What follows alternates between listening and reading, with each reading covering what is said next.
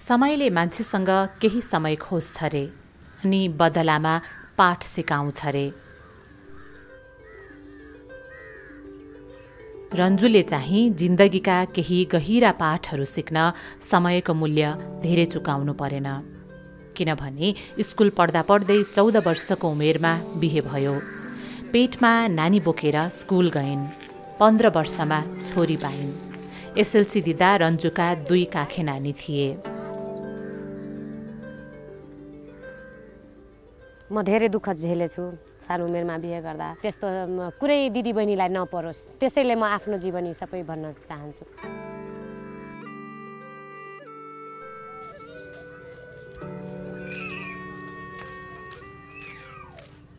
भाबी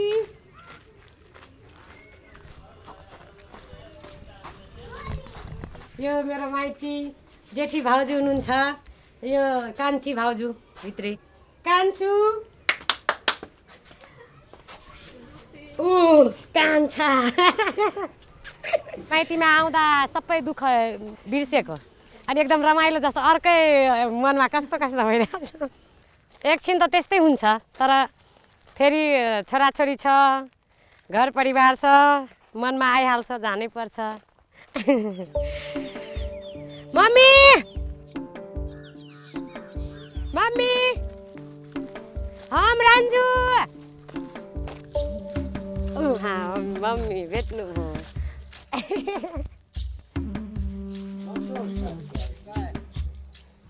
उहाँ मम्मी हुनुहुन्छ। मेरो मम्मी जस्तो म छु नि दिदी। म मम्मी जस्तो छु कि मुख मिलाउनु त, मुख हेर्नु त मिल्छ। यो विश्वमा सबभन्दा राम्रो मेरो मम्मी हुनुहुन्छ। आज मम्मीको कारणले म यति गरेँ नि। यो हाम्रो फुलबारी हो। पहिला हामी दिनभरि बस्नुहुन्थ्यो यहाँ। कति सम्झना आउँछ। पहिला हामी त्यो बाख्राहरू चराउन अनि आँपको रखबारी गर्न दिनभरि यहीँ बस्थ्यो। त्यो रोटी लिएर आउँथ्यो हामी अनि आँप सोहेर अनि एक गाँस चाहिँ रोटीलाई यसरी काट्ने अनि आँपलाई। सन नहीं रहे, उमेरो ने भेल, बियाह क देलिए, उमेरो ने भेल। बेटा और सोचल कि हम बाहर रहे छी, कोई कोनो बात भ जात से नहीं देखे। जुग जमाना वही दुआरे। हाम्रो मधेसी समुदायमा यो हुन्छ कि 15-16 भए आमा बुवालाई एकदमै चिन्ता हुन्छ कि अब इज्जत प्रतिष्ठा भन्ने चिज त त्यो हो। त्यसै कारणले हाम्रो मधेसीमा अलिक छिटै बिहे गर्छ। बाउ आमाको प्रतिष्ठा छोरी नै हो हाम्रो मधेसीमा। बाउ आमाको प्रतिष्ठा तिमी नै हो, बाउको पगरी हो, बाउ भाइको। अनि छोरीले केही गरेपछि बाउ र भाइ कसरी हिँड्छ त्यस्तो भन्छ। दाइहरूले भन्नुहुन्थ्यो कि बिहे गर्नुपर्छ कि गर्नुपर्छ। म भने म बिहे गर्दिनँ। अनि मेरो इज्जत त प्यारा छ कि तिम्रो पढाइ प्यारा छ भनेर मलाई भने। अनि म चुप्प भएँ। अनि म मम्मीलाई भने कि मेरो बिहे गर्नु म मान्छु, तर म 5 वर्ष माइतीमा बस्छु। मेरो मम्मी पनि कर्खत गर्नुभयो कि म छोरीलाई बिहे गरेपछि म यतै राख्छु 3-4 वर्ष, जति वर्ष एसएलसी दिँदासम्म यतै। बेटी अपन दुलरी बेटी पराया लगेन। हामीहरूमा भन्छ कि पढाइमा पनि खर्च गर्नु, बिहेमा पनि खर्च गर्नु। अनि बिहेमा त हामीहरूको धेरै खर्च हुन्छ, 20 लाख, 10 लाख, 15 लाख। तपाईको बिहेमा नि भयो? मेरो बिहेमा छैन, केही पनि लिएको छैन। त्यसैले मेरो बुढो मभन्दा 12 वर्षको एजेड हुनुहुन्छ। अनि म अलि अहिले त्यति राम्री लाग्दिनँ, त्यति बेला राम्री थिएँ। अनि मलाई हेरेर नै बिहे गर्नुभयो। तर पनि मेरो बुवाले दिनुभएको छ 50,000 त्यति बेला। 14 वर्ष मेरो बिहेको भएको छ। अनि अरू फर्निचरको सामान दिएको छ। तर बिहे त गरेँ, तर मलाई धेरै सताउनु भयो त त्यो दहेजको लागि, गाली गलोज। त्यसैले मलाई हेल्प नगर्ने, तेरो बुवाले के दिएको छ त्यस्तो भने। अनि म भने मेरो बुवाले त्यति बेला तपाईहरू बिहे नगर्नु पर्ने। मधेसका छोरी अझै पनि पिजडाका चरी जस्ता, फगत कसैको रहरका लागि बाँचिदिनु पर्ने। रन्जुलाई उड्न मन पर्थ्यो।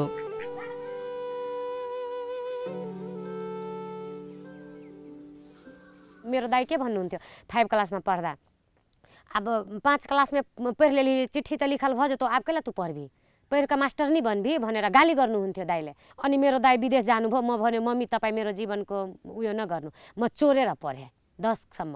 अनि दाइको कल आउनुहुन्थ्यो नि, अनि भन्थ्यो अनि कहाँ छ रन्जु, अनि घरमै हुन्छ त मम्मीले भन्नुहुन्थ्यो। अनि मेरो दाइलाई भन्थ्यो पढाइ छोराउली किन, मम्मीलाई पढाइ छोराउनु भयो नत्र गोली मारिदिन्छु आएर, त्यस्तो भन्नुहुन्थ्यो कि केही सुनेपछि तपाईँको छोरीको बारेमा। अनि म भने कुनै हालतमा तपाईँको केही हुँदैन।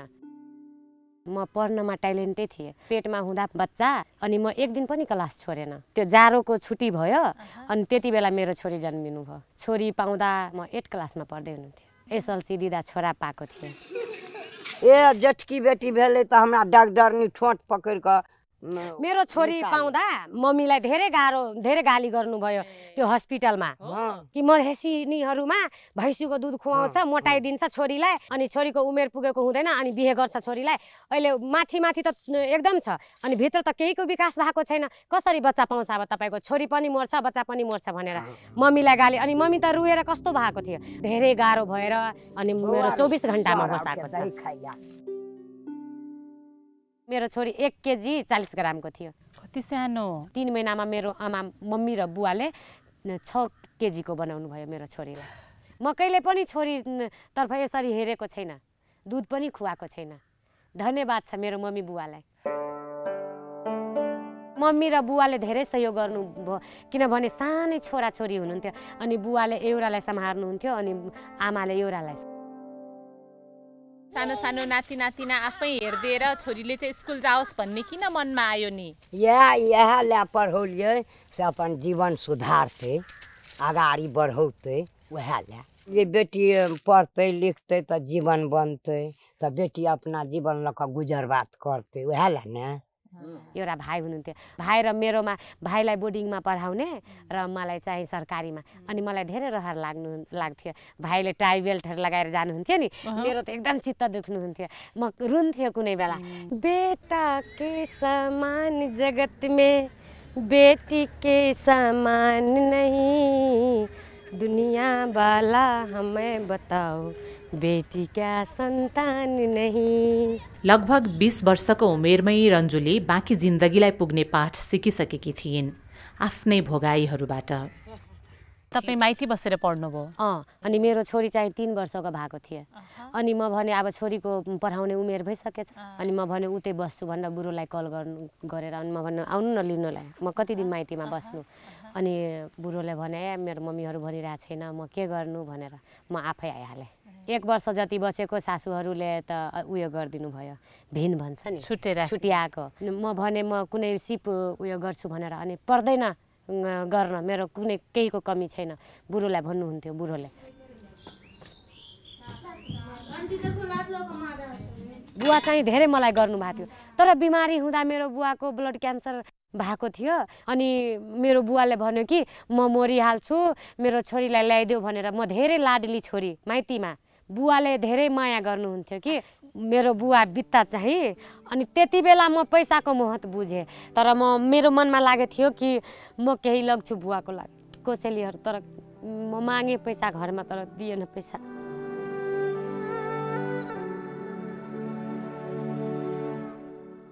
त्यति बेला मेरो धेरै मन दुख्यो, त्यति बेला म कमाइरहेको थिएन। अनि म त्यही बेलादेखि म ठानिहालेँ मनमा कि अब काम चाहिँ आफै गर्नुपर्छ, कसैको आशामा चल्नु भएन भनेर म आफै अनि काम त्यो सिलाइहरू सिक्न थालेँ।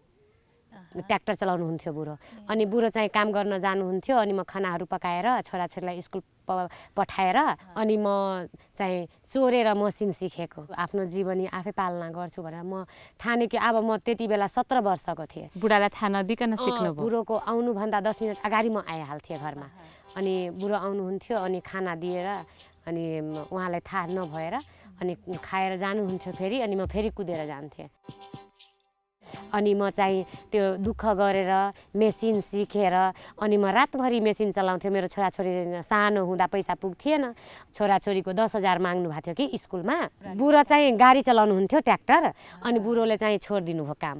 1 साल छोराछोरीको पढाइ त छुट्यो, 1 साल नै छुट्यो, पैसा नभएर पढाइ छुटेको। अनि म मेहनत गर्न थालेँ, दिनरात म काम गर्न थालेँ। म बिहानमा पनि मलाई धेरै कपडा पर्नुहुन्थ्यो, कपडा दिनुहुन्थ्यो मान्छेहरू सिलाउनलाई।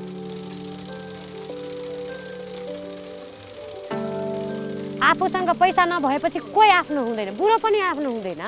सबैको त म भन्न सक्दिनँ, नराम्रो नलागोस्, तर म झेलेको छु, हुँदैन कोही।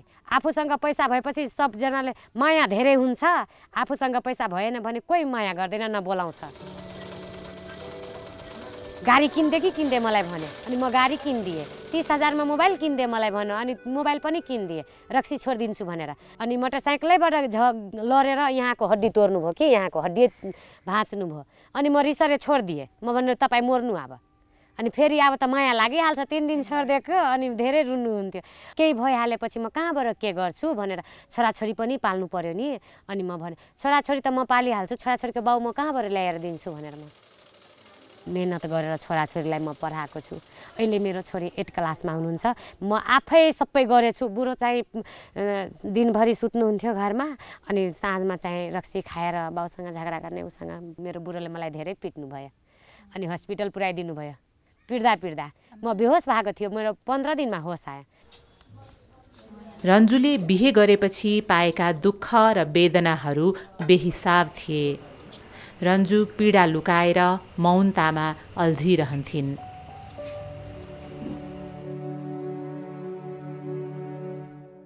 सपना देख्न सिकेकी रन्जुलाई तिनै दुःखहरूले बल दिए। सहेर बस्नुको सीमा नाघ्यो। रन्जुलाई सहनशीला सुशीला बन्नु थिएन। उनले बिस्तारै मौनता तोड्न थालिन्, घरभित्रै विद्रोह गर्न थालिन्। म धेरै सहे, अनि लास्टमा चाहिँ म पनि बोल्न थालेँ। नबोलेपछि केही पाउँदैन, आफ्नो खुट्टामा नउभेपछि कोही हुँदैन आफ्नो, कोही हुँदैन आफ्नो। मेरो छोरालाई एकचोटि डायरिया लागेको थियो, यो एरियामा कतै राम्रो भएन कि, बाबुलाई लिएर उता जनकपुर जाँदा चाहिँ 2,000 रुपियाँ मेरो दाइले दिनुभएको थियो। त्यहाँ गएर 10,000 खर्च भयो। 18 वर्षको म थिएँ। म आफ्नो नाकको फुली थियो कि, मेरो सुन थियो कानमा, नाकमा आमा बुवाले दिनुभएको, अनि त्यो बेचेर अनि म औषधि गराउँछु बाबुलाई भनेको।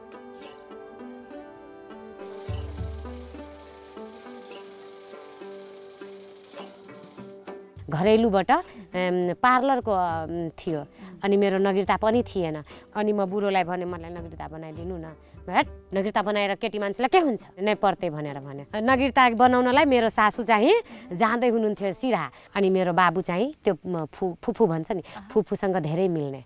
अनि रुन्न थाले, म पनि जान्छु। अनि म भने दुध खाँदैछ बाबु, अनि तपाईँलाई, अनि रुँदैन त्यहाँ, अनि भने हिँड्नु न भाउजू तपाईँ पनि, अनि रमाइलो पनि हुन्छ। अनि गइहालेँ म पनि। अनि उता गएँ, अनि भन्यो कि बिना बुढोको हुँदैन। म बुढोलाई कल गरेँ उतैबाट, आउनु त तपाईँ भनेर। अनि आउँदिनँ। अनि बुढोलाई म तपाईँलाई 500 रुपियाँ दिन्छु, हिँड्नु न भनेर। अनि म 500 रुपियाँ दिएको बुढोलाई। अनि बुढो चाहिँ जानुभयो। अनि आमाहरू गाली गर्दै हुनुहुन्थ्यो। अनि भने एक बनाएपछि कतै हेते त भनेर 500 को लोभ थियो, अनि खानुहुन्थ्यो नि। अनि 500 पैसा दिएर अनि लगेको उता। बुढोलाई 500 रुपियाँ घुस खुवाएर नागरिकता बनाएर अनि आएको उताबाट। अनि तुरुन्तै बिहानैपल्ट त्यहाँ पार्लरको उयो खोले थियो, अनि सबैजना प्याक। कति 10 जनाको थियो, तर 50 जना भरेको थियो। अनि त्यहाँ मलाई भनिरहेको थियो, अब हुँदैन, 50 जना भइसकेछ। म धेरै रिक्वेस्ट त्यहाँ गरेको। अनि भोट दिनुभयो 10 जनामा। मेरो नाम त सबभन्दा अगाडि निस्किहाल्यो। अनि इन्टरभ्यूमा बोलाउनु भयो। लाहन, अब लाहन कसरी जाने, घरबाट त बाहिर जानै नपाउने भनेर। अनि बुढोलाई म रिक्वेस्ट गरेँ, म काम गर्छु, मेरो छोराछोरीको म पढाउँछु, तपाईँले कमाएर खुवाउनु पर्दैन मलाई, जान दिनु न भनेको। अनि बुढो पनि पढे लेखेको हुनुहुन्छ, अनि जान दिनुभयो। अनि 3 महिना तालिम दियो। त्यो तालिम लिँदा चाहिँ म एकदम फर्स्टै गरेको। अनि मलाई त्यहाँबाट 1 लाख रुपियाँ क्यासै दिनुभयो। अनि म त दङदङ भएँ। त्यही पैसा लिएर म ब्युटी पार्लरको सामान पनि 80,000 को दिनुभयो। अनि त्यो पैसा लिएर म पार्लर खोलेँ, 5 वटा मेसिन किने, पार्लर पनि चलाउँथेँ, अनि विद्यार्थीहरूलाई सिकाउन थालेँ। मेरो जीवन त्यहीबाट राम्रो भएको छ।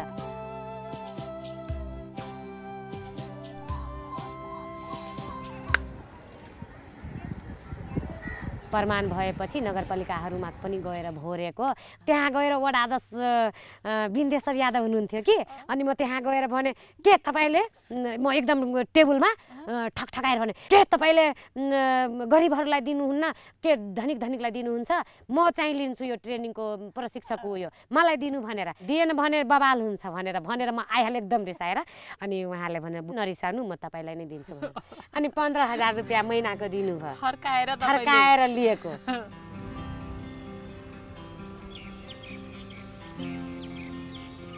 तपाईको छोरी त ठुलो मान्छे भएछ नि, अहिले त म्याडम भइसकेछ नि।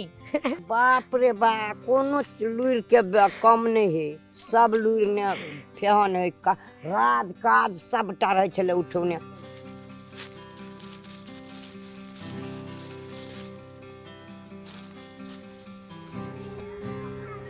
श्रीमानको आँखा छली छली सिलाइ सिकेकी रन्जुले आफै कमाउन थालिन्। यो घर थिएन, यो घर म आफै बनाएको छु, म आफ्नो कमाइले बनाएको छु त्यो घर। रन्जुले ब्युटी पार्लरको तालिम लिइन्, बिस्तारै अरूलाई तालिम दिने भइन्। रन्जु सिलाइ र ब्युटी पार्लरको तालिम दिन यताउति गइरहन्छन्।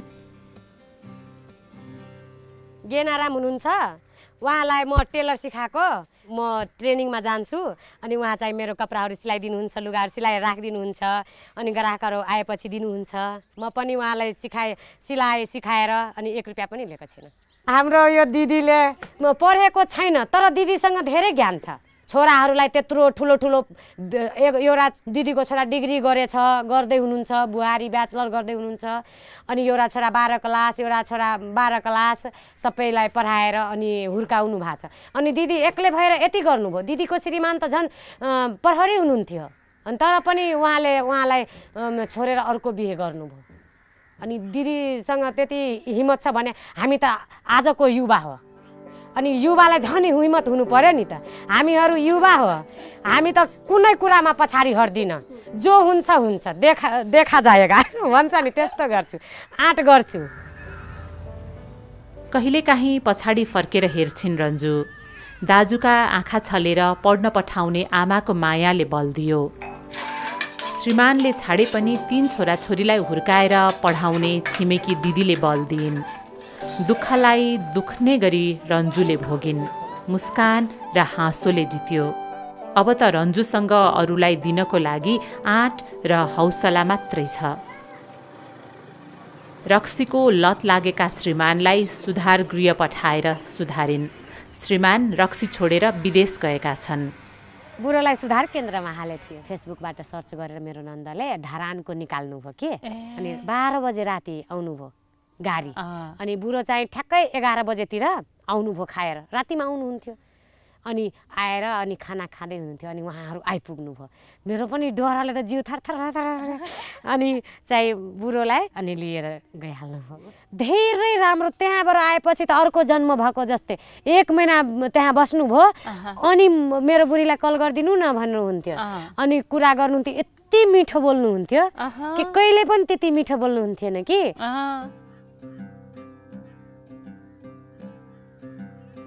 आफै भन्नुभयो, नत्र जानुभला थिएन उहाँ विदेश, अनि भन्यो अब छोराछोरीको लागि सोच्नुपर्छ, अनि म विदेश जान्छु। अनि अहिले अब खानुहुन्न अब छोडेछ।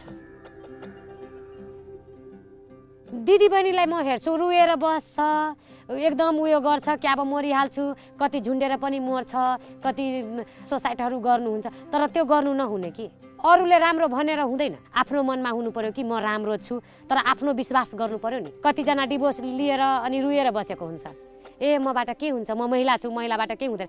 म भन्छु कि महिलाबाट के हुँदैन, महिलाले गरेपछि सबै कुरो हुन्छ। अनि तपाईँ यस्तो आटिलो मान्छे, यस्तो दुःख दिएको बुढाले अनि घरमा पनि सहयोग नगरेपछि अब म यो बुढालाई छोडेर म आफै गरेर खान्छु, छोराछोरी पाल्छु, एक्लै बस्छु भनेर भन्ने चाहिँ मनमा आएन? म किन गरेन, मेरो पनि मन एकचोटि भएको थियो नि। मेरो छोराछोरीको दिमागमा असर पर्थ्यो, मलाई सोध्नुहुन्थ्यो नि त्यति बेला, मम्मी तपाईँले मेरो बुवालाई किन छोड्नुभयो? छोराछोरीको दिमागमा बाउ पनि राम्रो होस् अनि आमा पनि राम्रो होस्। मेरो बुढोलाई दिमाग त्यति बेला खुले थिएन, अनि बिस्तारै बिस्तारै दिमाग उहाँलाई पनि खुल्यो, बुढो पनि राम्रो भयो। दुनियाँ त यसरी नै चलिरहेछ। एउटा खुबीको मात्रै मलाई गर्व लाग्छ कि जति दुःख परेको मान्छे मसँग बसेपछि उहाँको म दुःख सबै बिर्साइदिन्छु अनि रुएको मान्छेलाई पनि म हँसाउँछु। यति मात्रै मेरोमा अरू केही छैन। आफूलाई एक छिन पनि दुःख छ भनेर महसुस गर्न दिदिनँ आफ्नो जिउलाई मनलाई कि दुःख छ भनेर। बरु कुनै बेला धेरै टेन्सन भएपछि रुन्छु एकछिन, फेरि धेरै हिम्मत आउँछ मनमा। दुःख कसैको जिन्दगीमा छैन, दुःख आफै लिनुहुन्छ। किनभने सोच्दैन भने दुःखै हुँदैन। एक राति दुःख हुन्छ, 10 राति टेन्सनमा डुबेर मान्छे मर्न खोजेको हुन्छ। अनि टेन्सन भए पनि हाँसेर बोल्दा, अलि कोही छिमेकीहरूसँग गएर बस्दिँदा, त्यहाँ एउटा दुईवटा कुरा गर्दा सबै टेन्सन जान्छ। अनि अब एक्लै बसेर रुएर त्यस्तो गरेपछि त टेन्सन झन् बढिहाल्छ। अनि मेरो मम्मी चाहिँ रुन्नुहुन्छ, मेरो छोरीको यस्तो उस्तो। अनि म मम्मीलाई भन्छु, तपाईँ किन रुनु भएको? म रुँदिनँ, तपाईँ किन रुनु भएको? अनि मेरो हँसाइ यस्तो छ म्याडम, म आफ्नो घरमा हाँस्छु नि, 3-4 जनाको घरमा सुनिहाल्नुहुन्छ कि। अनि मेरो बुढोले मलाई कराउनुहुन्छ यति कसेर, तर बिस्तारै मलाई बोल्न पनि आउँदैन।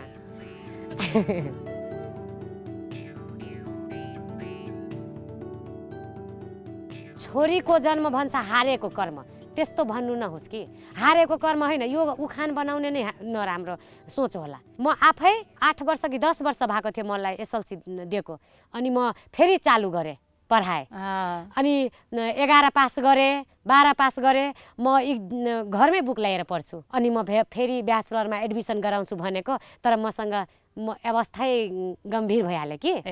यसपालि म छोराछोरीको स्कुलमा फी तिरेर अनि फेरि एडमिसन म गराउँछु। ब्याचलरमा पढ्छु। के पढ्ने अब?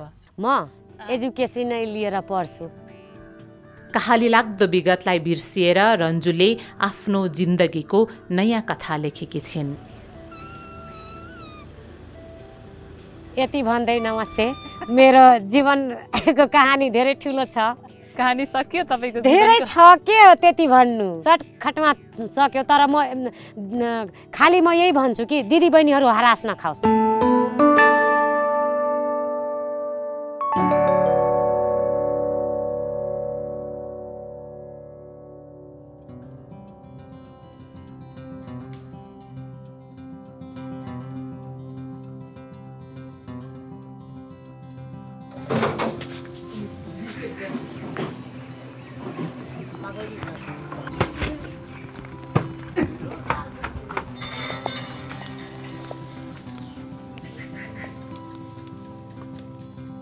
अनि अब यो कटहर बेचेर कति कमाउने?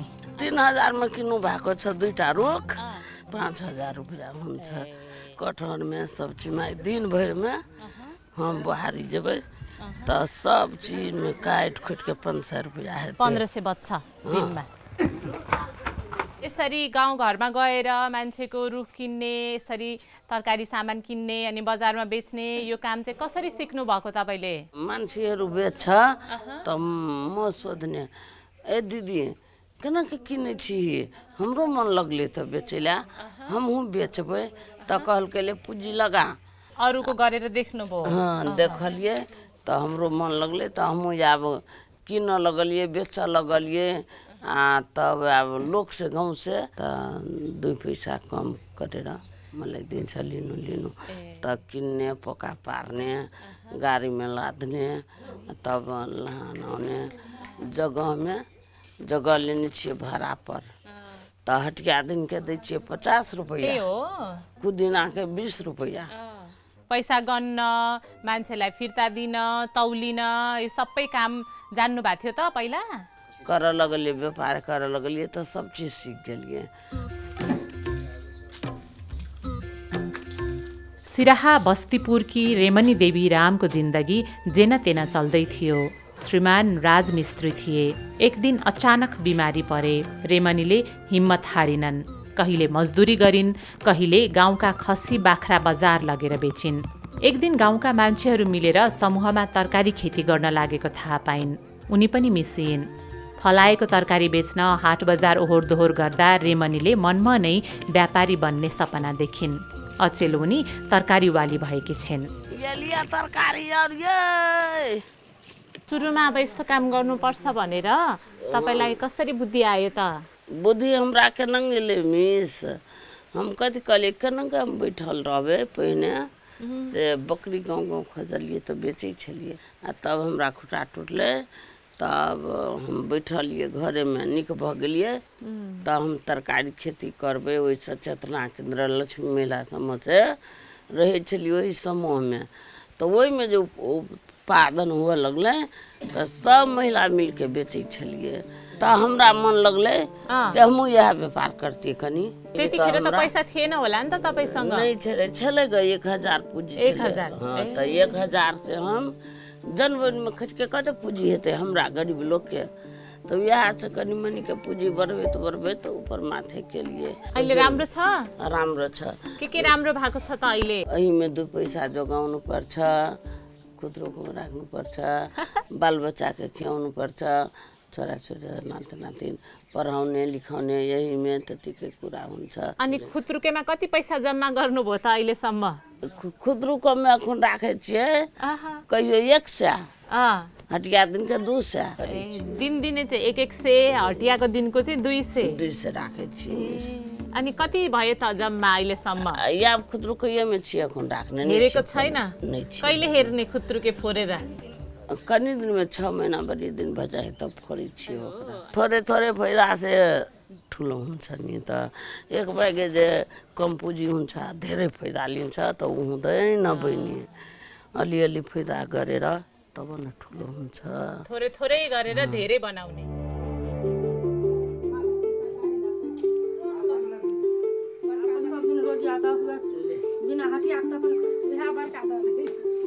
यो तरकारी बेच्दाखेरि 2-4 पैसा हुन्छ यो पैसा अलि जम्मा गर्ने बालबच्चालाई लुगा फाटो दबाई खाना भइहाल्छ त्यसैमा आनन्द छु आफ्नो खेती छ कि छैन छैन खेती छैन हामीहरूको बुढापाकाको यस्तै हो छोराहरू ह्यान्डसम भएर घुर्छ अनि बा पनि ह्यान्डसम भएर बस्ने नि त हैन यो छैन बाप किन ह्यान्डसम भएर बस्ने बापले को अब समेत बुझिसक्यो जाने हो अब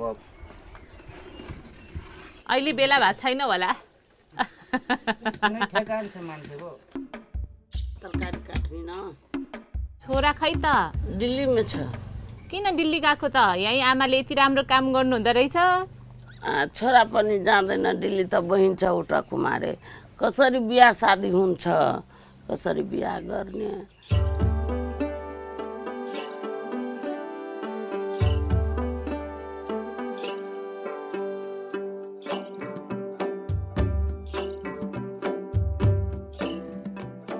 घर बसेर ढोवा पाउँदैन मान्छे र के मुख सेरेर ढोवा दिँदैन के गर्यो भने मिल्छ त देउबा काम गरेर भारी बोक्ने पसाउने बगाउने तब ढोवाउने तब 2 पैसा खाने 2 पैसा राख्ने बचाउने बाल बच्चालाई खियाउने पढाउने लिखाउने त राम्रो हुन्छ न काम गरेर मान्छेलाई दिनु बाबु दिनु त कसैलाई दिँदैन भगाउँछ त तैनकै मेहनत गर पर्यो कटर कसरी बेचिन्छ त काट के लेबै त 25 रुपैयाँ किलो सिंगै लेबै त 100 150 दाम छ लेबै गाउँमा बेच्दाखेरि अलि सस्तै दिनु पर्यो नि त किन सस्तो दिने मेहनत गर्ने पर्छ त त्यो त मैले बुझे के दिदी तर गाउँमा बेच्दा अलि सस्तो दिनु पर्यो नि त बजार जाँदा त अलि महँगो पर्यो नि 20 रुपैयाँ केजी दिन्छु लिनु न लिनु 20 रुपैयाँ लिन्छु है ल हुन्छ घरमै लिन आउनुहुन्छ हो घरमै यति घर गाउँ के लोग से और छिए घरों में लै छे अनि तपाईँ जस्तो काम त अरू गाउँको मान्छेहरूले गर्नुहुन्न अरू महिलाहरूले गर्छ सबलाई सिकाउँछु त उठा श्यामवती छ अमेरिका छ ऊ पनि जान्छ म फेर व्यापार गर्ने मान्छे घुङ्टो लगाएर बस्दैन घुङ्टो उखार्ने साग सब्जी लिने बेच्ने गाउँभरि घुर्ने बुहारी घुङ्गट लाएर बस्दैन बुहारी पनि बस्दैन म भन्दैछु मेरो जस्तै बन मेरो जस्तै च्याम्पियन होस् बुहारी के भन्दैछु त गाउँको मान्छे के भन्छ ए सासू जस्तै छ चङ्खो छ बुहारी। अनि तपाईँ चाहिँ कसरी च्याम्पियन भएको त? म जाने बुल्ने गाउँभरि डुल्ने सबै कुरो लिने बुझ्ने त्यसरी च्याम्पियन हुन्छ। बुहारी चाहिँ कसरी चङ्ख भएको? बुहारीलाई सबै कुरो म सिकाउँछु। कस्तो मिठो मिठो बोल्नु हुँदो रहेछ, राम्रो लाग्यो हामीलाई। मिठो नबोले भने बहिनी तरकारी किने वाला आवे तो कहे कथी नहीं चल जाते कहीं की ओ बउआ जाओ न तरकारी लू न। हाँ हाँ लेबे लेबे मैं यहाँ लेबे की तब कुछ के आवे छे। टोकरी में कटहर छ, आम छ, परवल छ, खोर्सानी छ। यो चाहिँ बजारमा बेच्ने, यो चाहिँ अब गाउँ डुल्ने एकछिन। सधैँ डुल्ने गाउँ? सधैँ डुल्ने। सधैँ।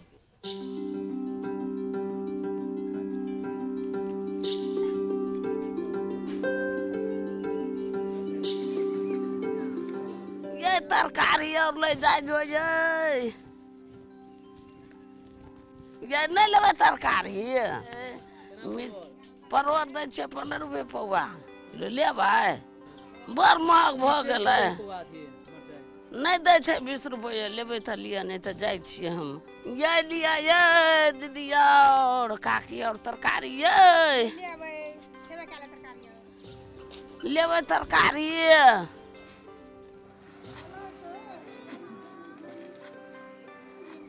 आम की कटहर परवर हो सुख गेल यहाँ में दे दे।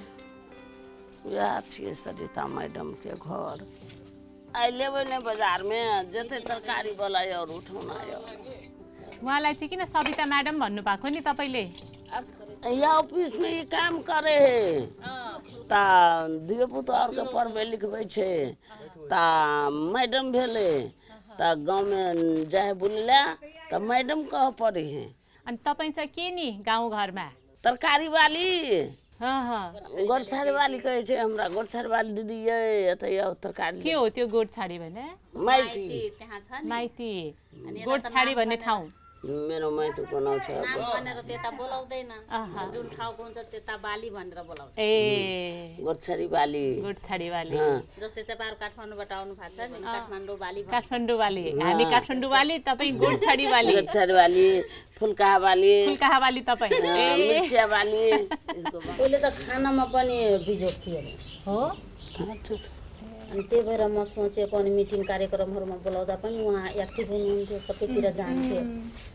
अनि त्यही भएर म सोच्दिएको अलिकति आर्थिक भएको भए बसेर त कमसे कम व्यापारी गरेर त घर गुजारा चलाउन सक्छ। जालामा जाँदाखेरि त दिनभर काम गर्नु पर्थ्यो अनि त्यसमा नसक्ने भयो।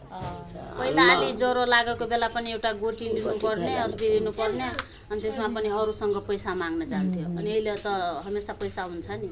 ज्वरो लागेको बेला, कुनै बिरामी अचानक परेको बेला, कुनै पाहुना आउँदाखेरि अरूसँग तरकारी पनि किन्नु पर्दैन, आफ्नै घरमा हुन्छ, चटक्क बनाएर सबै हुन्छ। पहिलाको भन्दा अहिले धेरै राम्रो भएको छ। अनि उहाँ दिदी पनि एक्लै हुनुहुन्छ, एकल महिला छ, न छोरा छ न श्रीमान छ। उहाँ दिदी पनि सुरु गर्नु भएको छ। हो तपाईले सिकाइदिएको उहाँलाई? हाँ हम सिखाते। किन सिकाएको नि? हमरे जका हो, हमरे जका बुद्धियार हो, व्यापार कर, 2 पैसा रहतो संग में पहिने कोठो बठो में खटै छले। वो देखैला हमरा बहुत दिन से मन लगै छले करैला दीदी, त हमहु कहै छलिए करबै नै, तब करऽ लगलिए। मन लगै छले हमरा बहुत दिन से। हमहु तरकारी और बेचबै, कोठा भट्टा में काम करै छलिए, मजदूर करै छलिए त नहीं सकै छलिए। त कहलिए तरकारी साग बेचबै नै त 2 रुपया आमदनी हेतै, खेबो करबै। तै दुआरे हम मन लगले त हम करैला हमहु करऽ लगले। त 1 महीना से हम करै छी। गार्जियन नहीं छै, घरवाला नहीं छै, बेटा नहीं छै, एकटा बेटी छै। त आब सब दिन कते हम मजदूरिये में खटैत रहबै, आब सकबै करैला।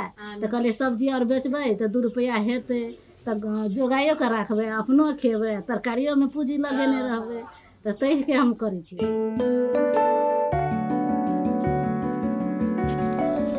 गाउँघरका अरू महिलाहरू पनि उनको सिको गर्न थालेका छन्।